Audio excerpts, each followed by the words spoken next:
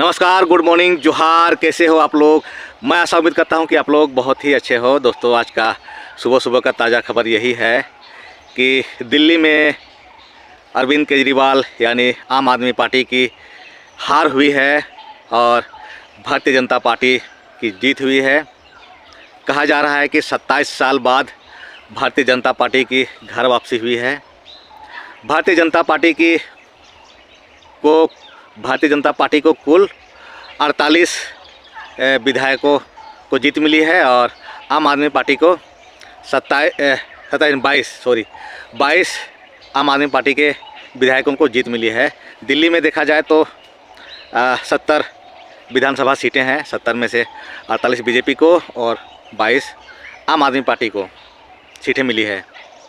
तो चलिए, इस जीत की मैं शुभकामनाएं देना चाहता हूं भारतीय जनता पार्टी को और तमाम वहाँ के जनता जो दिल्ली की जनता है। मैं इनको शुभकामनाएं देना चाहता हूं कि आप लोग ने एक बदलाव की राजनीति किए हैं। बदलाव होना चाहिए। सभी राज्य में एक तरफा किसी का शासन नहीं चलना चाहिए। बदलाव होते रहना चाहिए, तभी अच्छा शासन चलता है, तभी अच्छा हम लोग का काम होता है, ऐसा कहा जाता है। अगर बदलाव नहीं होता है तो नेता लोग तानाशाही हो जाते हैं। इसलिए नेता को बदलना भी ज़रूरी है। कम से कम एक विधानसभा नहीं तो 2 विधानसभा चुनाव के बाद तो ज़रूरी है। अगला को भी मौका देना चाहिए और वही दिल्ली की जनता ने करके दिखाया है। अब भाजपा को देखना है वो किसे मुख्यमंत्री का पद देना चाहती है। हमको लगता है ऐसा कि भाजपा दिल्ली में दलितों को मुख्यमंत्री का पद देगी, ऐसा हमें उम्मीद है। क्योंकि इसके बाद बिहार में चुनाव है और बिहार में दलितों की बहुत बड़ी वोट बैंक है। ओबीसी और दलितों का जो वोट बैंक है वो बहुत बड़ा वोट बैंक है। तो हमें ऐसा महसूस होता है कि दिल्ली में ओबीसी और दलित की कॉम्बिनेशन की सरकार बनाने जा रही है भारतीय जनता पार्टी, ताकि उसका लाभ बिहार में भी उसको मिले। इसके लिए तो चलिए, हम लोग खास करके दिल्ली की बात तो कर ही लिए हैं। अरविंद केजरीवाल की हार हुई है और भारतीय जनता पार्टी की जीत हुई है। भारतीय जनता पार्टी प्रधानमंत्री नरेंद्र मोदी के चेहरे पर, फेस पर चुनाव लड़ी थी। अब सीएम किसको बनाएगी ये तो भारतीय जनता पार्टी के तमाम विधायक लोग तय करेंगे, उनके आलाकमान लोग तय करेंगे। तो दोस्तों, हम लोग बात करने जा रहे हैं सिल्ली विधानसभा की। सिल्ली विधानसभा के विधायक अमित महतो लगातार अभी बैठकें कर रहे हैं, चाहे वो जनता के साथ हो, चाहे वो क्षेत्र के जो भी अधिकारी हैं उनके साथ हो। इसी क्रम में कल शनिवार था 8 तारीख को 2025 सिल्ली के सदर हॉस्पिटल जो सामुदायिक स्वास्थ्य केंद्र है वहाँ पर डॉक्टरों के साथ एक बैठक किए और बैठक में वो तमाम चीज़ों के बारे में जानकारी लिए। हॉस्पिटल में कितने डॉक्टर हैं, कितने नर्स हैं, कितनी दवा है और क्या क्या यहाँ पर और ज़रूरत है, जैसे और नर्स की ज़रूरत है या फिर दवा की ज़रूरत है या फिर डॉक्टर की ज़रूरत है।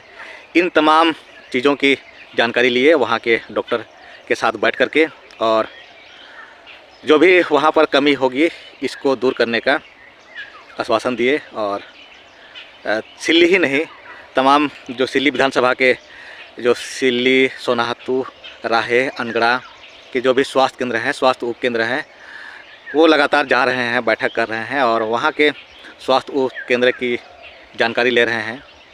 ये बहुत बड़ा संदेश है, बहुत बड़ा गुड न्यूज़ है कि विधायक पूरी तरह एक्टिव दिख रहे हैं और एक्टिव होना भी चाहिए। जिस प्रकार से सिल्ली विधानसभा के लोगों ने उनको विधायक बनाया है, भारी मतों से जीत दिलाया है, तो लोगों का काम होना चाहिए।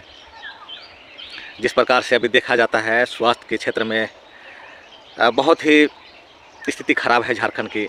लोग सरकारी हॉस्पिटल में जाना नहीं चाहते हैं।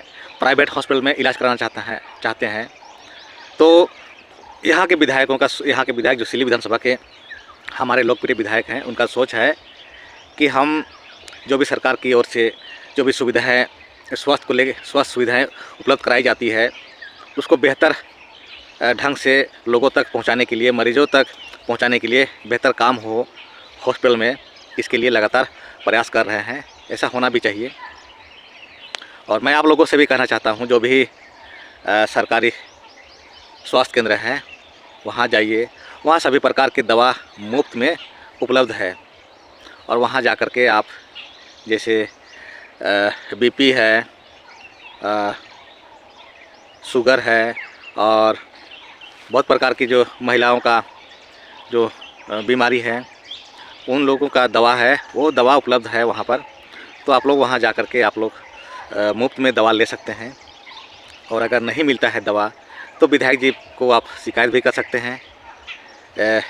तो तमाम सारी सुविधा प्राइवेट से अच्छा सुविधा सरकारी स्वास्थ्य केंद्र पर उपलब्ध है और हम लोगों को जाना भी चाहिए। हम लोग प्राथमिक उपचार के लिए हम लोग जो प्राइवेट डॉक्टरों के पास जाते हैं और वहाँ पर हम लोगों को मोटी रकम लिया जाता है, जिस पे हमारे आर्थिक स्थिति को भी नुकसान पहुँचती है।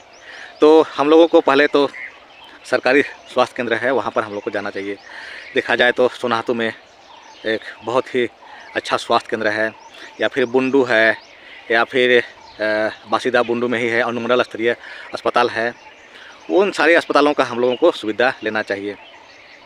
ख़ास करके देखा जाए तो हम लोग जैसे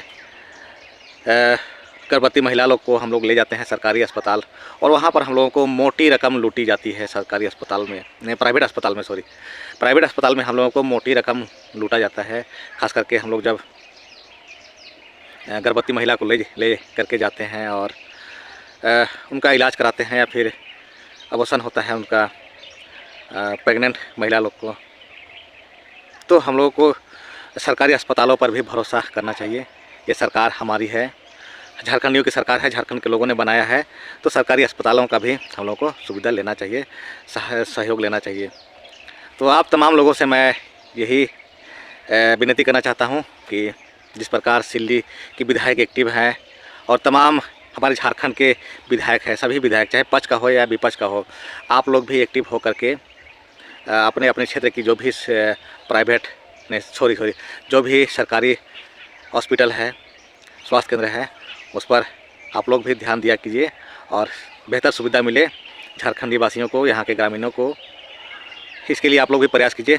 तो चलिए, मैं आप लोगों से यही विनती करता हूँ और यही उम्मीद करता हूँ कि आप लोग भी तमाम सरकारी जो स्वास्थ्य केंद्र है उस पर जाइएगा और स्वास्थ्य की जो भी सुविधा है, जो भी ट्रीटमेंट है, उनका आप लाभ लीजिएगा।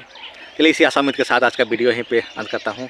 मिलते हैं फिर एक नेक्स्ट वीडियो में, तब तक के लिए जोहार, जय हिंद।